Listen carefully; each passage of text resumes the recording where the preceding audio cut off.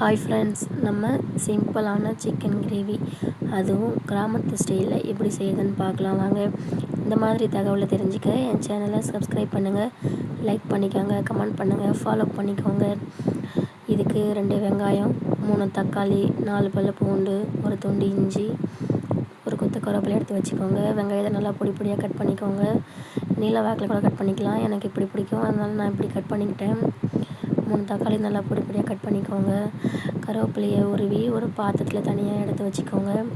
Stove on பண்ணி கடாயை வச்சுருங்க. கடாய் நல்லா சூடானதுக்கப்புறம் நல்லெண்ணெய் ஊற்றிடுங்க. எண்ணெய் காஞ்சதுக்கப்புறம் 1/2 ஸ்பூன் கடுகு போட்டுருங்க. கடுகு நல்லா பொரிஞ்சு வந்ததுக்கப்புறம் வெங்காயத்தை போட்டுருங்க. வெங்காயம் நல்லா வதங்கி வரட்டும். வெங்காயம் நல்லா ப்ரௌன் கலரில் வதங்கி வந்தால் தான் டேஸ்ட்டு கொடுக்கும். வெங்காயம் நல்லா வதங்கி வந்ததுக்கப்புறம் இஞ்சி பூண்டு பேஸ்ட்டு சேர்த்துக்கோங்க. இது கூட நம்ம கட் பண்ணி வச்சுருந்த தக்காளியும் கருவேப்பிலையும் ஆட் பண்ணிக்கோங்க. 1/2 ஸ்பூன் சால்ட் போட்டுருங்க. அப்போ தான் தக்காளி நல்லா வதங்கி வரும். தக்காளி நல்லா வதங்கட்டும், அப்போ தான் நல்லா செம்ம டேஸ்ட்டு கொடுக்கும்.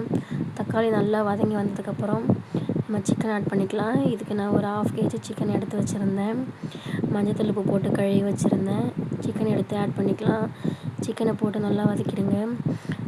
இதுக்கு நம்ம சிக்கன் மசாலா மட்டும்தான் போட போகிறோம், வேறு எதுவும் நம்ம போட போகிறதில்ல.